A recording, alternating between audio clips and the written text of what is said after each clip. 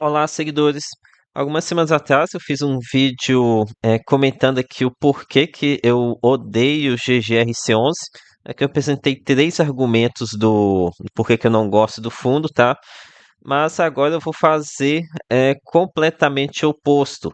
Vou ignorar todos aqueles pontos negativos que eu comentei no vídeo anterior e fazer agora um vídeo apenas com os pontos positivos aqui do fundo, né? Um vídeo aqui no País das Fantasias, né? Ignorando que o fundo não tem problema e olhando apenas o lado positivo aqui do fundo. Até por isso que eu coloquei a imagem aqui do filme Alice no País das Maravilhas. Que é o Thiago PS, seu canal Fique Esperto. E antes de começar, peço que tenham a mente aberta, tá? Eu não gosto de RC11 e é muito provável que vocês estejam assistindo gostem. E tá tudo bem, faz parte pensar diferente. E acredito que seja um sinal de maturidade você ter a mente aberta para opiniões divergentes, né? Dito isso, reforço que comentários contrários à minha opinião são bem-vindos e ataques pessoais vão levar banimento permanente aqui do YouTube, tá? Pelo menos no meu canal, né? Ok, primeiro ponto positivo, o dividend yield. Aqui realmente isso que é algo inquestionável, inegável, falar que o rendimento não está um bom rendimento. Estão falando aqui de 1% ao mês num fundo de tijolo. Então já está até bem próximo do que alguns fundos de papel high grade pagam. E além disso, aqui o fundo tem pago cerca de 10 centavos por mês e o resultado recorrente do fundo não está tão distante disso. Alguns relatórios passados, a as Argos ela informou que o resultado recorrente estava próximo a 9,5 centavos. Então, mesmo se a gente for considerar esse rendimento recorrente, ou seja, proveniente apenas dos aluguéis do dinheiro em caixa, a gente teria aqui um dividend yield de 0,95, 0,96, estaria ainda bem acima do que a gente recebe aqui nos demais fundos de tijolos, realmente um patamar bastante significativo. E parte aqui desse yield mais alto, ele é explicado que ele vem de compras com cap rates mais elevados, né? O problema aqui é o motivo por trás dos cap rates elevados, né? Mas aí eu irei começar a criticar o fundo, algo que não quero fazer. Então vou precisar me esforçar muito aqui para não falar mal, né? Mas tenham em mente que ativos de altíssima qualidade, ativos Prime, você não consegue comprar com cap rates lá em cima de 10% ou até mais, tá? Veja aqui, por exemplo, recentemente que o Fundo Shop da Capitânia comprou aqui o Shopping Paut Paulista, que pode-se dizer que é um ativo troféu, e pegou um cap rate de 6,8%, baixíssimo, né? Olhem também PVB11, que os cap rates que eles conseguem lá muito baixos também. Não é eu não sou defensor aqui de fundos que fica comprando esses ativos primes com yield baixíssimos, não, tá? Não significa necessariamente que eles vão ser melhores do que aqueles fundos que compram imóveis não óbvios, não prime. Ok, agora vindo aqui para um próximo ponto positivo, o fato do fundo estar crescendo aqui com novas compras. E essa aqui eu realmente acho algo muito positivo. O fundo tá crescendo, está fazendo várias aquisições, porque isso acaba fazendo a diluição de contratos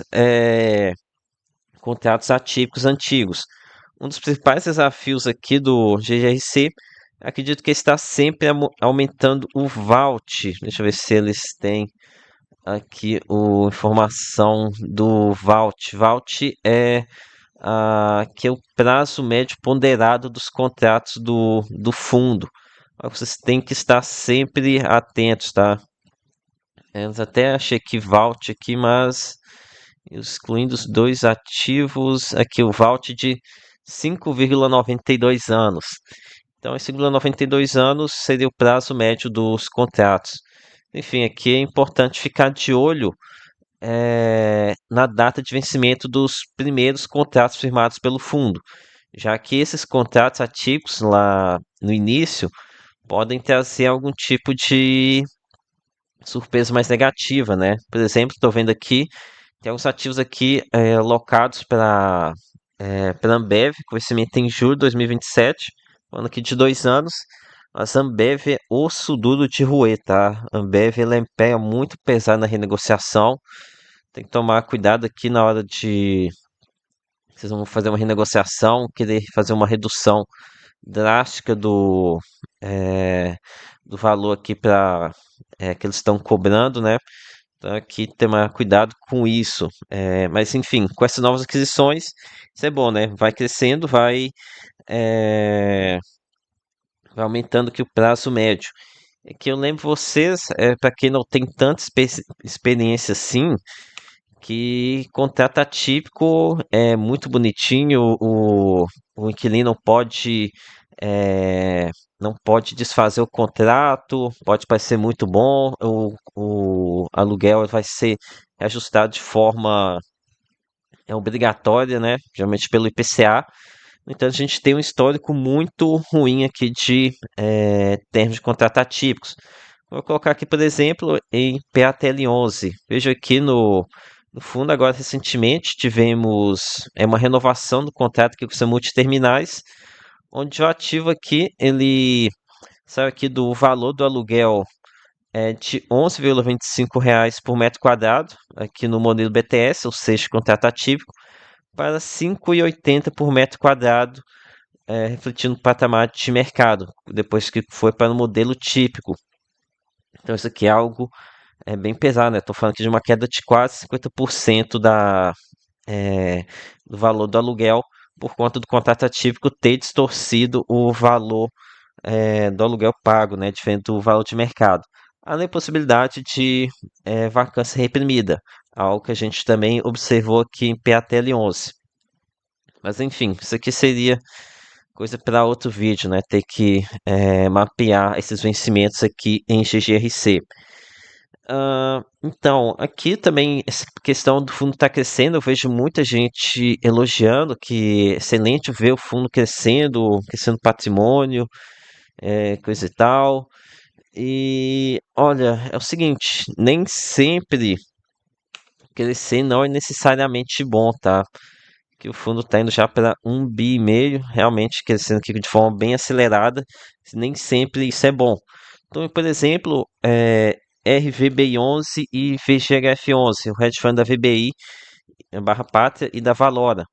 Cresceram lá, incorporando vários outros fundos, mas acabaram colocando um monte de tranqueira para dentro. Então, realmente, o patrimônio deu um salto nesses fundos, mas se foi um crescimento com qualidade, é preciso refletir isso, tá? Para o gestor, o fundo crescer é sempre bom, já para o cotista, nem sempre, né? Tem que crescer com qualidade. E para mim, ficar crescendo comprando, incorporando Suno Logística, incorporando Helg e outros aí, não considero muito saudável. Opa, já estou começando até a falar mal do fundo, né? Tinha combinado que não ia falar mal. Mas enfim, continuando aqui com pontos positivos. Vejo como ponto positivo também o direcionamento para galpões logísticos.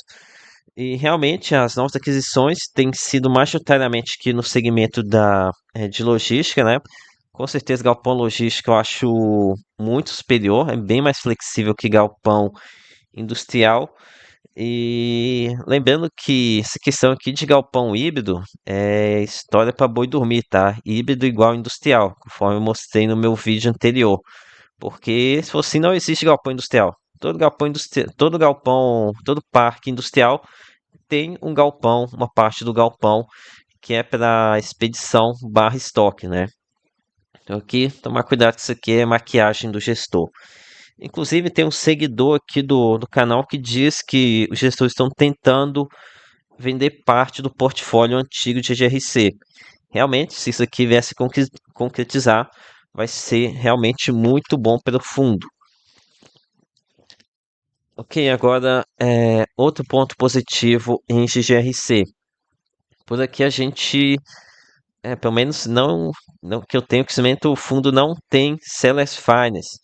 O fundo tem sim uma alavancagem, mas não utiliza o Seller's Finance. Seller's Finance é uma coisa horrível, você infla a renda de forma muito exagerada, sabe? Algo que eu não gosto. Isso é uma forma de aquisição que realmente para mim eu demonizo ela de forma muito pesada. Até prefiro a troca de cotas por imóveis do que Seller's Finance. Seller's Finance para mim é quase um palavrão, tá? O GGC ele tem sim alavancagem, ao menos é via CRIs. Vejo muita gente aqui não gostando dessa questão do passivo via CRIs. Realmente, o custo da dívida ele é mais alto do que no Seller's Finance, mas pelo menos você não tem uma renda inflada por esse endividamento via CRIs, pois a despesa financeira ela tá batendo mensalmente na DRE, né? Que também majoritariamente em IPCA, então tá machucando tanto a DRE quanto fosse uma dívida CDI. E aqui a gente pode ver que não tá tendo essa pedalada da Celeste Finance. A gente vê aqui a despesa financeira batendo todo mês na DRE do fundo. Outro ponto positivo sobre GGRC que é muito relatado aqui, que eu vejo nos comentários, no Clube FI, são as propostas indecentes de compra que podem gerar lucro no futuro. É, Antes de prosseguir aqui, peço seu like, já que estou falando bem aqui do fundo. Geralmente, quando eu falo bem, costumo ganhar mais likes, né? Também se inscreva aqui no canal para ter mais estudos assim isentos, né? Porque para mim é muito mais fácil fazer igual a maioria do mercado aí, tá sempre falando aqui, só falando bem. Você não tem que lidar com cotista investidor te xingando lá nos comentários, você ganha mais cotistas. Então, eu tô jogando contra meus próprios interesses quando eu falo mal de um fundo. Então, tenho isso em mente, tá? Acho que isso é algo que deve ser muito valorizado. Mas, enfim, aqui sobre a questão das propostas indecentes. Olha, realmente aqui os cotistas do SNLG11, Sinologistas, ficaram muito bravos aqui quando aconteceu a incorporação do fundo, que é um indicativo de que realmente a proposta foi bem decente pelos cotistas de lá, né? Esse aqui é um caso que não acompanha de perto, em comparação do Suno Logística, mas então fica difícil saber se realmente foi prejudicial para os cotistas originais, mas sei dizer o quão bom foi para a GGRC. E aqui um detalhe é que comprar ativo ruim com desconto é fácil. No entanto, você comprar ativo bom barato, aí já é mais difícil, né? O fundo tentou fazer aqui uma proposta indecente por VTLT e não conseguiu. Chegou a Telos lá, aumentando a proposta, querendo comprar, fazer uma proposta indecente também. Aí o XRC teve que aumentar bastante a proposta pelo fundo. Inclusive, no final das contas, pagou 222 milhões de reais, até acima da cota patrimonial do fundo, né? Saiu aqui o valor, 222 milhões de reais, seria o valor aqui antigo da cota patrimonial desse fundo. Além disso, acho difícil avaliar os imóveis do portfólio do Sun Logística e do fundo do REC Logística. Então, tem que tomar cuidado com esse negócio de que o fundo está fazendo compra indecente e vai ter lucro exorbitante aqui no futuro. Ok, concluindo aqui o vídeo, tá? Então, GGRC pode até ser sim um bom investimento. O fundo está aqui com realmente um yield excelente. Agora, falar que o fundo é maravilhoso, que o fundo é lindo, que o fundo é perfeito, de que o gestor está tomando apenas medidas pró-cotistas em benefício cotista, para mim acho que está longe disso, tá? Teve muita aquisição aqui que eu vejo como questionável, que eu não achei bom não, tá? Teve até um seguidor que falou que é a Dodge GRC, que ele está comprando os imóveis ruins dos fundos do portfólio dele. Então, tome cuidado aqui, tá? Com essa defesa muito forte do gestor e do fundo. Porque todo fundo que vai aqui meio que pro lado de idolatrar o fundo e da gestora, acabam se dando mal. Por exemplo, os cotistas de Gary 11. Gary 11 é um outro fundo que virou super modinha atualmente. Aí muita gente idolatrando Gary 11, que não sei o que, tomaram uma emissão abaixo do patrimonial na cara. Então, tem outro caso aqui também, o a LCR11, a LCR11 até recebeu o apelidinho, né, Alzirão, há algum tempo atrás, lá em 2019, 2020, naquela época de euforia em que tinha emissão, teve uma emissão, né, com que dava para ganhar bastante dinheiro com arbitragem, mas soltaram a emissão e tinha apenas direito de preferência. A fase de sobres e montante adicional seria para institucionais. Daí o gestor, na maior cara de pau, falou assim o seguinte: os cotistas ficaram super bravos, né, que não teve sobres e montante adicional. Aí o gestor falou que, não sabia que vocês queriam participar das sobres e montante adicional, não. Depois ele foi e voltou atrás. Então aqui é claro que os cotistas queriam, né, nessa época que a gente ganhava 10, 20% com arbitragem uma única emissão, então era óbvio que os cotistas queriam, né? O gestor, como os cotistas não idolatravam ele, provavelmente ficou mais à vontade de fazer essa sacanagem com a baixa de cotistas e beneficiar os institucionais. Então, tomem cuidado com a idolatria, tá? Investidor que fica idolatrando gestor paga caro depois. Então foi isso, galera. Peça o like, se inscreva no canal. Lembre-se que nada aqui é recomendação de compra ou de venda. Até a próxima.